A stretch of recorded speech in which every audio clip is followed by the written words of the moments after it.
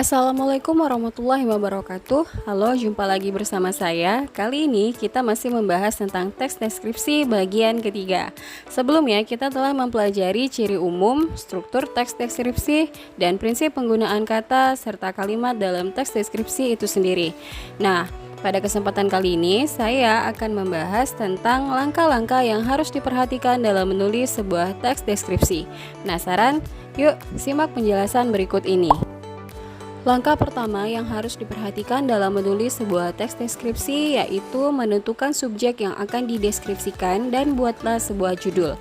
Judul teks tanggapan deskriptif berisi objek yang akan dideskripsikan dengan tanggapan personal penulis. Contohnya, rumahku istanaku, sekolah baruku, lucunya kucingku, sepeda baru hadiah ulang tahunku, dan lain sebagainya.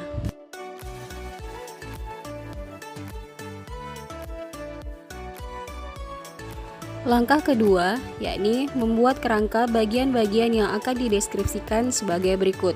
Teks tanggapan deskriptif rumahku dapat dirincikan menjadi beberapa subbagian, misalnya membahas alamat, bangunan, ruang, dan halaman.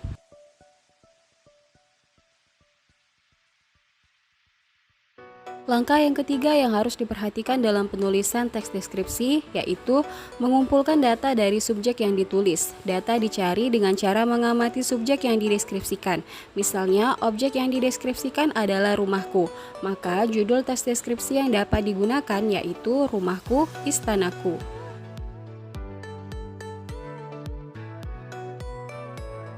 Langkah yang keempat yang harus dilakukan yakni menata kalimat-kalimat menjadi beberapa paragraf untuk membentuk satu teks deskripsi.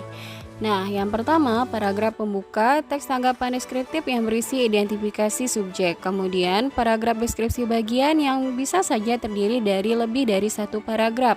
Dan yang terakhir, paragraf penutup yang berisi simpulan berupa kesan terhadap subjek tersebut.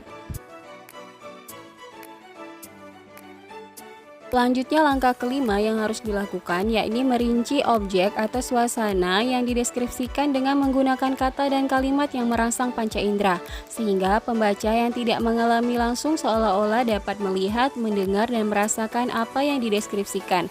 Selain itu, gunakan pula variasi kata agar lebih menarik. Langkah terakhir dalam penulisan sebuah teks deskripsi, alangkah lebih baik kita dapat menelaah kembali teks yang telah ditulis dengan menggunakan rubrik menulis teks deskripsi. Rubrik penilaian dapat dilihat pada tautan berikut atau cek deskripsi video ini ya. Baiklah, sekian pemaparan materi tentang langkah-langkah yang harus diperhatikan dalam menulis sebuah teks deskripsi.